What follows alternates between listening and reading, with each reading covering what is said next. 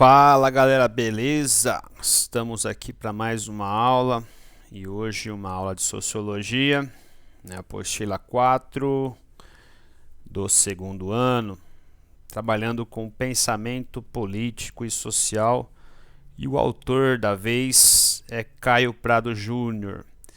Então, só lembrando, pensamento político e social é uma área das ciências sociais que trabalha com autores que são intérpretes de um dado lugar, No nosso caso aqui, intérpretes do Brasil. Um autor que se debruçou sobre como nossa história se formou, como nossa sociedade foi formada, as relações de poder, os atores políticos, a forma com que estava posta a economia, a relação entre economia, política e sociedade. Então, Caio Prado Júnior é um autor muito importante, um autor que possui dentro da academia brasileira um espaço bastante considerável.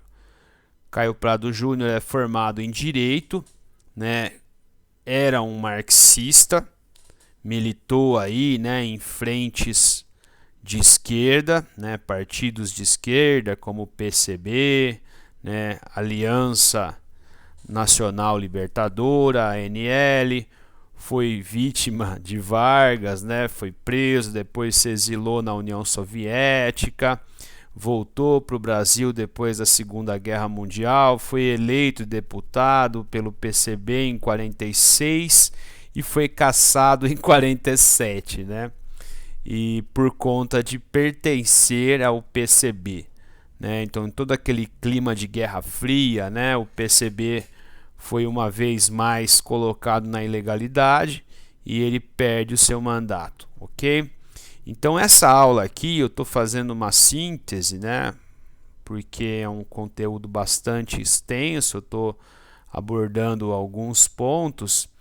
E essa aula é referente a uma das suas grandes obras-primas, Uma das suas grandes obras-primas e uma das grandes obras-primas da literatura de humanas do Brasil.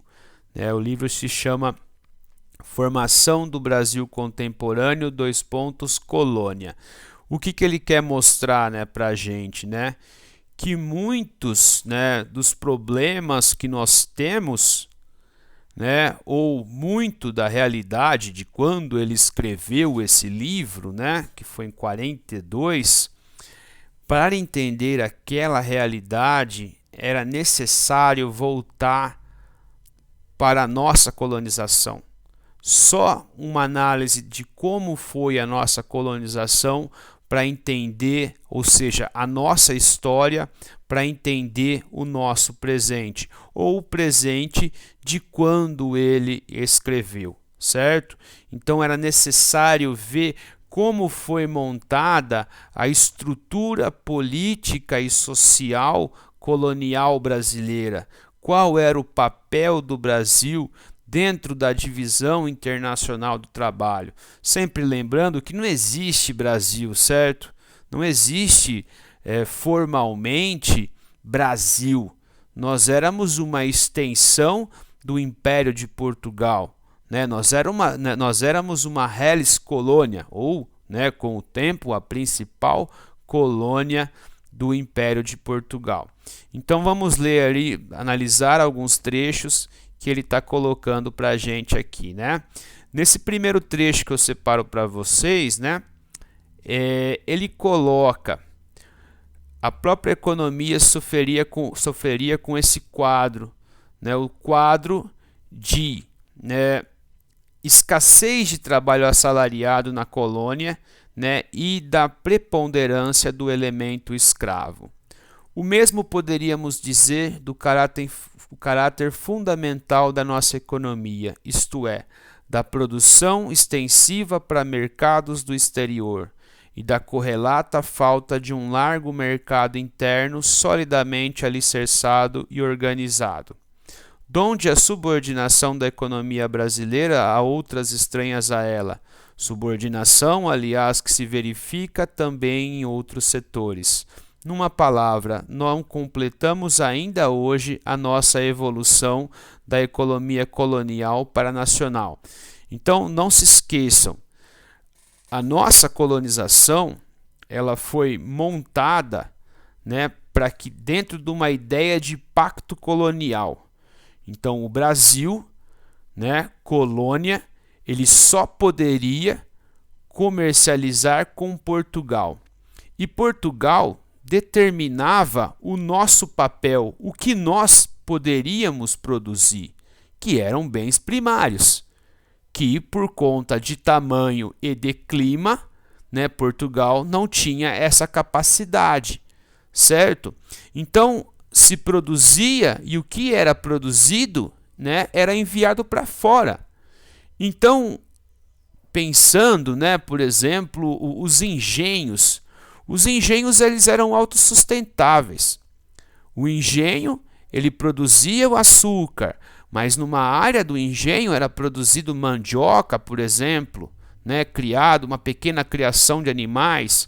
Então, não havia necessidade, por exemplo, no início da nossa colonização, de ter grandes cidades para atender às demandas dos lugares, mesmo porque cada fazenda, cada engenho, cada lugar ali era autossustentável, certo? Então, nós sofremos com aquela coisa do arquipélago econômico, onde os lugares, né, eles tinham mais contatos com Portugal do que dentro do nosso país. Então, isso, né, o amadurecimento da nossa economia interna, ela demorou 200 anos para começar a acontecer.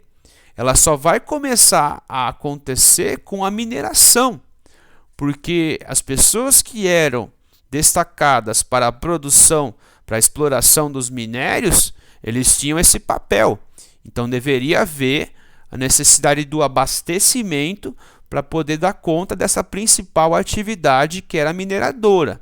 Então só com a mineração, né, como nós vimos em geografia, como vocês veem em história, nós vamos passar a ter uma interiorização e um início, né, um incipiente mercado consumidor.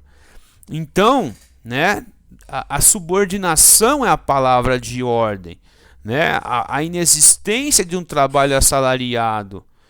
Então, o trabalho, a principal forma era a escrava, que não tem liberdade para a pessoa, que coloca a pessoa numa condição indigna.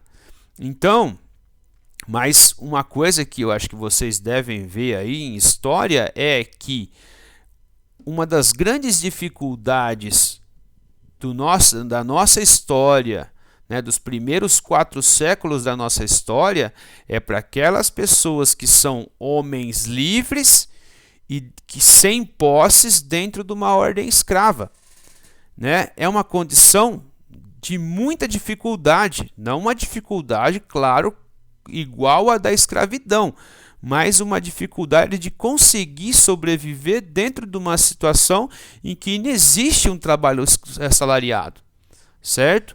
Então, por isso que muitas pessoas ficavam pendurando, né, nos famosos senhores de engenho, para conseguir algum bico, conseguir algum lugar para morar, conseguir um pequeno trabalho, certo? E aí uma relação mais ou menos de troca, né? Então, bastante importante isso. Então, de que está falando o autor, a questão que se lança aqui, né? Caio Prado vai trabalhar com essa coisa do sentido da colonização. Então, nós temos uma sociedade formada para atender uma demanda comercial e uma exploração de bens primários para exportação. Então, é uma lógica exploratória, né? O senhor de engenho explora o escravo, então é uma questão bem marxista, né? O senhor de engenho explora o escravo, né? Explora o homem livre que não tem posses, né, retira de forma exploratória as riquezas do nosso país, e aí Portugal explora o Brasil, explora a sua colônia, leva para lá todas as riquezas, ainda nós temos que pagar impostos, aquela coisa toda. Então a exploração, ela vai dar o tom da colonização brasileira, né? Então não acontece aqui, né, tirando a experiência do Sul, né, uma colonização de povoamento tal qual acontece nos Estados Unidos. As famílias livres, né, famílias, casais que vão se estabelecer em pequenas e médias propriedades, que vão produzir itens, né, agrícolas, pecuária, vão colaborar não só para a sua subsistência, mas para um mercado interno que está no começo, que é incipiente, né? Então, pensando o Brasil, pensando o Sudeste, pensando o Nordeste, pensando os poucos focos de colonização do Norte, né? Então, foi muito difícil essa colonização, né? Muitos europeus não tinham essa intenção de vir para cá, né? E a prioridade de Portugal era, né, produção para atender essas demandas num mercado internacional. Então, Portugal não estava de início muito preocupado com colonização de povoamento, uma extensão, né, de Portugal aqui para outros fins que não essa exploração desses bens primários, do açúcar, da mineração, das drogas do sertão, do pau-brasil, certo? Então, muitas dificuldades, né, para a construção de uma sociedade que traga aí, né, emancipação, justiça para as pessoas. Então, a vida se dava dentro desse plantation, né, da grande propriedade, uma grande propriedade que se pensava muito de forma monocultural, baseada num trabalho escravo, com destino de exportação, e uma agricultura muito rudimentar, né? Uma agricultura que não tinha técnicas mais apuradas, usava-se a queimada, o solo se esgotava em 5, 6 anos, né? Então aí, nessa lógica, como existia bastante terra, né, abria-se mais um clarão, né, trazia mais terras.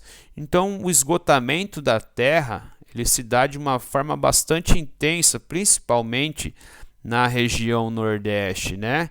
Uma relação dura dos grandes proprietários de terra para com os escravos africanos ou indígenas. Não se esqueçam que também os indígenas foram feitos de escravos, né? Então, nesse trechinho que eu separei para vocês, ele coloca, né? Além do engenho, a apostila coloca para depois ele falar. Além do engenho e da mineração, ocorreu também a economia extrativa no Amazonas, que não se baseou na propriedade territorial. No entanto, essas três atividades fundamentais apresentam as mesmas características. São estes, em suma, os característicos fundamentais da economia colonial brasileira. De um lado, esta organização da produção e do trabalho e a concentração da riqueza que dela resulta. Do outro, sua orientação voltada para o exterior e simples fornecedora do comércio internacional. Nestas bases se lançou a colonização brasileira e nelas se conservará até o momento que ora nos interessa. Então, o que está oculto nessa afirmação do Caio Prado? Por mais que nós tenhamos nos separado de Portugal em 1822, nos tornado independentes, né? E por mais que depois nós tenhamos proclamado nossa república, as condições estruturais, econômica, social e política no Brasil, elas quase que dentro daquela realidade em que ele escreve, permanece a mesma, né? E é aquilo que eu digo, salvo a região sul, né, ou algumas áreas da região sul que houve essa colonização típica de povoamento, pequenas e médias propriedades, principalmente, né, na Serra Gaúcha, né, em Santa Catarina, Paraná. O resto do Brasil foi formado da mesma forma, né? Então, a partir dessa lógica do plantation, da grande propriedade, né, esse fosso que se dá entre uma pequenina camada detentora dos meios de produção, da terra, da riqueza, né, um fosso gigantesco entre a outra grande camada da sociedade brasileira dos despossuídos. Claro que quando Caio Prado escreve, não existem mais escravos, tais quais existiam naquela época colonial, certo? Mas muitas dessas pessoas, elas estão, né, nas mesmas condições de dificuldade, claro que sem o fardo da escravidão, ok?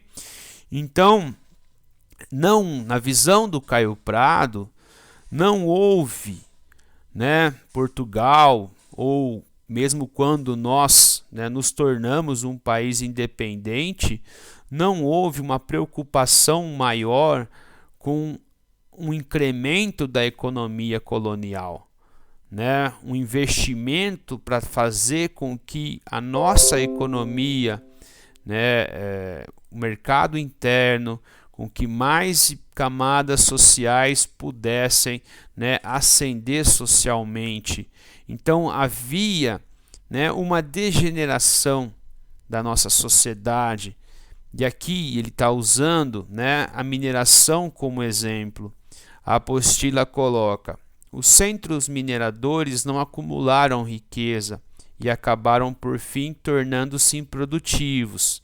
Nas palavras dele, a ignorância, a rotina, a incapacidade de organização nesta sociedade caótica que se instalara nas minas e cuja constituição não fora condicionada por outro critério que dar quintos a um rei esbanjador e a sua corte de parasitas, e nos restos satisfazer o apetite imoderado de aventureiros, davam-se a mão para completar o desastre. O que ele está colocando então, né? Muito ouro foi explorado no Brasil, só que a despeito de um pequeno surto, né, que eu citei a vocês atrás, de um aumento de um mercado consumidor, né, de uma pequena ascensão social, né, não há uma continuidade, né, esse recurso, essa riqueza extraída, né, ela não foi utilizada para um investimento, né, maior aqui no nosso país. Essa riqueza ela foi dilapidada em obras em Portugal ou para atender a uma demanda, né, corrupta da nobreza portuguesa, né, um estilo para atender uma demanda de um estilo de vida aristocrático português, né? Então essa riqueza toda que foi gerada, ela não foi reinvestida para fazer mais riqueza para o Brasil, para trazer um incremento econômico para o nosso país, né? Então, quando acabou a exploração, literalmente essas cidades mineiras elas pararam no tempo. E por ter parado no tempo, hoje elas podem ser exploradas no quesito turístico, mas elas literalmente ficaram esquecidas durante muito tempo, certo? Então, o que ele está deixando para a gente aqui de lição é que toda essa riqueza produzida, ela não foi reinvestida, né? Ela não trouxe como consequência uma melhora da qualidade de vida das pessoas, ou um incremento da economia brasileira, tá? Então, sempre o trabalho, enquanto algumas nações, como surgiam os Estados Unidos, né, uma nação valorizando, principalmente no seu setor norte, das 13 colônias, valorizando o trabalho o trabalho como gerador de riqueza, aqui o trabalho, a imagem do trabalho era extremamente negativa, porque quem desempenhava o trabalho era o escravo. Então, trabalhar era algo negativo, era algo para apenas escravos, principalmente o trabalho manual ou braçal, certo? Então, sobre o trabalho recaiu essa imagem extremamente negativa. E até hoje algumas pessoas olham para o trabalho braçal e fazem vista grossa.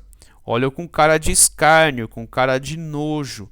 Foi preciso vir os imigrantes, né, para desmontar essa imagem do trabalho como algo negativo, né? Muitos dos que estavam aqui ainda tinham essa imagem do trabalho, né, bastante negativo.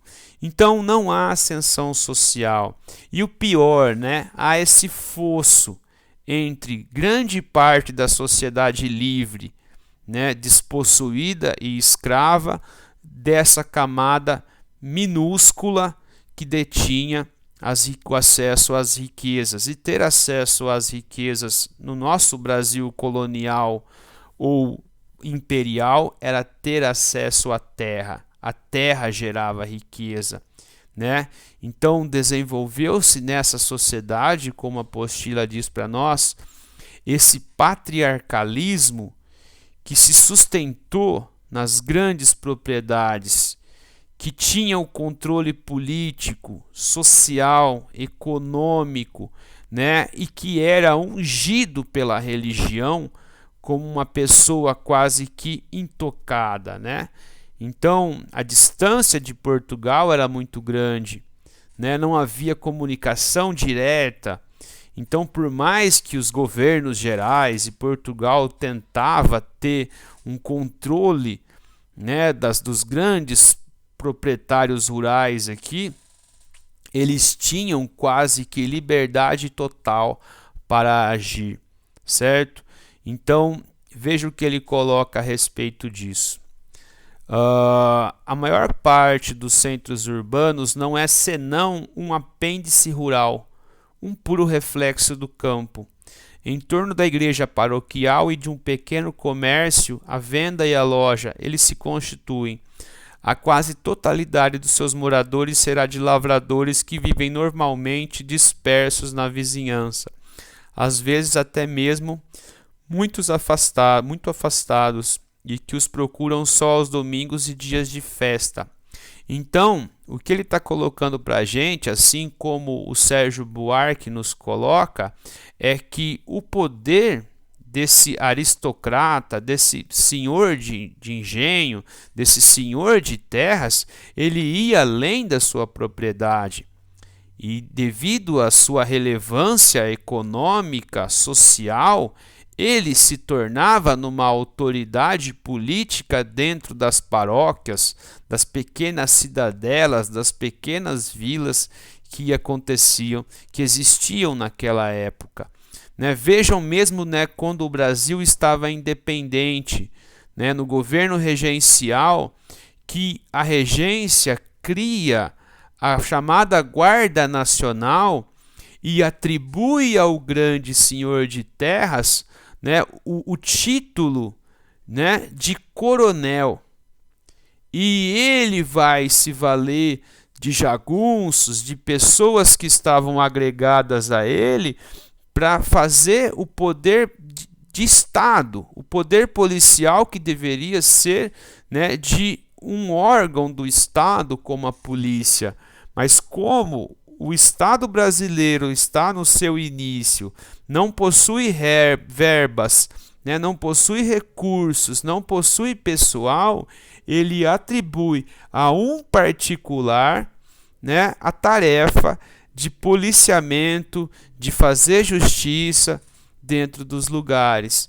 E isso, galera, é carregar algo que deveria ser do público, repleto de pessoalidade.